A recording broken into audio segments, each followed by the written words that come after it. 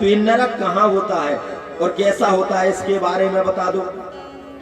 तब सुखदेव बाबा ने कहा, ये नरक 99,000 योजन नीचे पृथ्वी से, अतल वितल सुतल तलातल रसातल महातल पाताल, और उससे नीचे 99,000 योजन नीचे है, जिसको नरक कहते हैं। और ये नरक एक नहीं है महाराज, ऐसे नरक हैं, इतने कठिन नरक हैं। 28 प्रकार के नरकों का वर्णन किया। कितने नरक हैं? 28 प्रकार के।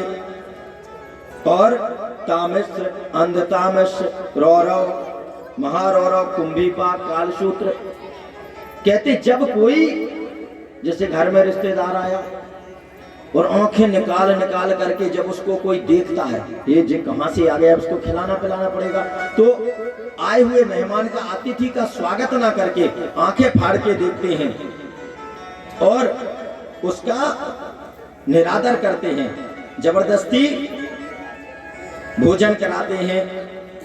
तो उसको महाराज ले जाकर के अंधकूप, तामिश्र इत्यादि नरक में ले जाते हैं। गीध नोच नोच के आंखें खाते हैं। जो संतों का सम्मान नहीं करते तो उनको उठा करके तामिश्र नरक है ना, जो तांबे की तरह वहां धरती तपती है, और उसमें जाकर के जैसे खोलती हुई कढ़ाई तेल की उसमें डालते हैं।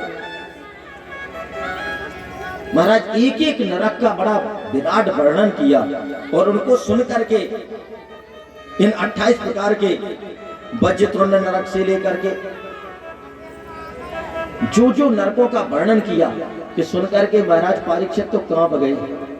बोले भगवान, कहीं ना कहीं किसी न किसी प्रकार से तो त्रुटि हो जाती है व्यक्ति से, और इतने नरक हैं तो उसको तो नरकों में जाना ही पड़ेगा व्यक्ति को।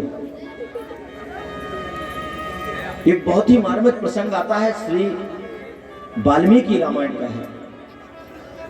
वाल्मीकि रामायण में एक प्रसंग है कि एक राजा थे, बड़ा तप किया राजा ने, और बड़ा तप करने के बाद राजा ने बहुत तप करते थे, तो तप के प्रभाव से वो ब्रह्मलोक में पहुंच गए। और ब्रह्मलोक में जैसे पहुंचे कि वहां पहुंचने के बाद वहां तो सब लोग आनंद से रहते, ब्रह्मलोक में पूरा आनंद ही आनंद है, सब मस्त हैं, भजनानंद में मस्त हैं। लेकिन राजा को आनंद नहीं आ रहा, परेशान। किसने पूछा क्यों परेशान हो? बोले यार यहाँ सब लोग तो आनंद से हैं भाई, और हमको आनंद नहीं आ पा रहा। बोले क्यों? बोले बहुत भूख लगी है। बोले ब्रह्मदेव के पास जाओ, उन्हीं से मिलो, वही बताएंगे। पहुंचे, कहा पितामह हमको बहुत तेज भूख लगी।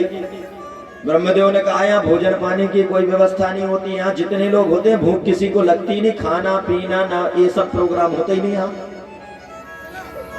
ये खाने पचाने का काम खत्म, यहाँ जो आ गया तो उसको भूख ये सब खत्म, ये चीज यहाँ है ही नहीं, कोई व्यवस्था ही नहीं जिसको तुम खाओगे, क्योंकि यहाँ किसी को भूख लगती नहीं।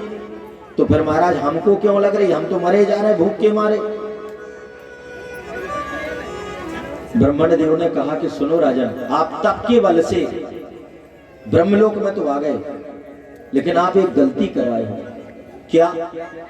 आपने अपने जीवन में अन्न दान नहीं किया, और इसलिए आपको भयंकर भूख लग रही है। तो अब क्या करें? देखो यहाँ तो कोई व्यवस्था नहीं, अब एक ही चीज है, आपका जो शरीर पड़ा है मृत देह जो छोड़ के आए हो, इतना किए देते हैं कि वो मृत देह नष्ट नहीं होगी, जाओ। तो अब क्या करें? तो प्रतिदिन विमान से आए और अपनी देह को खाओ। सैकड़ों हजारों वर्षों तक उस राजा को अपनी देह को आकर के खाना पड़ा। ब्रह्मलोक में रह करके आकर के देह को खाना पड़ा। ब्रह्मलोक नहीं हो। अंत में फिर महाराज ब्रह्मण देव को अन्नदान करा के तब जाके उनकी क्षुधा समाप्त हुई। कहने का तात्पर्य कि हम अनेकों बार सिर्फ तप करते रहते, जाप करते रहते, तो उसमें बहुत आवश्यक है। इसलिए तप करें, जप करें, साधना करें, लेकिन अन्न का बड़ा महत्व है। अन्न दान करना बहुत बड़ा महत्व है, आवश्यक है। कहीं उस राजन की तरह स्थिति ना हो कि अपनी ही देह का भक्षण करना पड़े, विमान से आए और देह को खाएं। ये स्थिति बनी। लोग भोज भी कराते हैं, ब्रह्म भोज, नहीं पता वास्तविक किस तरीके से ये कराने का विधान ही नहीं, लोग थोड़ा सा भी नहीं याद रखते। नियम है, यदि आप भोज करा रहे हैं, किसी को बुला रहे हैं, तो कितने भी बड़े व्यक्ति हों, स्वयं व्यक्ति को आमंत्रित करने जाना चाहिए। यदि किसी विशिष्ट व्यक्ति को, ब्राह्मण को आप बुला रहे हैं, तो स्वयं निमंत्रण करने जाओ, नौकर अन्य लोगों के माध्यम से नहीं। फिर जब वो आपके घर आए तो उसके पाद प्रक्षालन करो, पांव धो, चरण धो करके जल सिंचन करो स्वयं।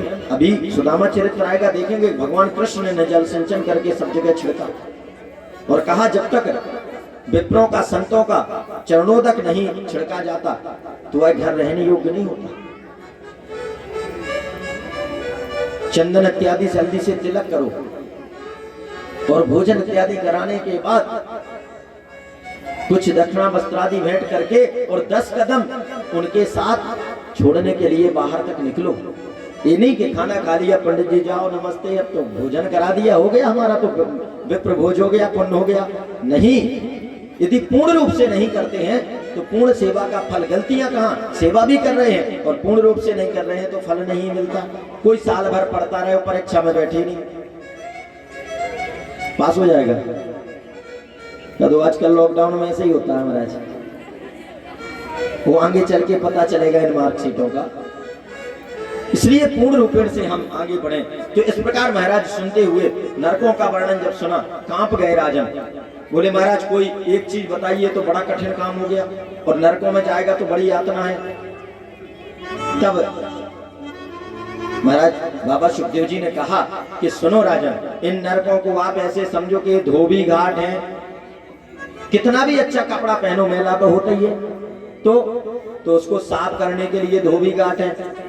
और इसके 2 तरीके हैं, आपने कपड़ा पहना, या तो आप अपने घर में साबुन लगा के धो लो, और जब तुम नहीं धोगे तो फिर धोबी घाट पे भेजना पड़ेगा। तो धोबी घाट पे धुलाई तो हो जाएगी, लेकिन धुलाई के साथ साथ महाराज धुनाई भी होगी, क्योंकि मुंगरिया लेके फिर वो धोएगा। घर में तो आप अपने हाथ से आराम से प्रेम से लगाओगे, धीरे धीरे साफ करोगे, लेकिन धोबी धोएगा तो वो तो धुलाई के साथ धुनाई भी करेगा। तो महाराज कोई ऐसा साबुन है कि जो हमें बता दो जिसको ले लें? बिल्कुल बिना पैसे का है। कौन सा? भगवान का नाम। हे प्रभु, विश्वास नहीं हो रहा कि इतने घोर पाप, व्यक्ति के बड़े बड़े पाप और एक छोटा सा नाम लेने में कैसे मिट जाएंगे।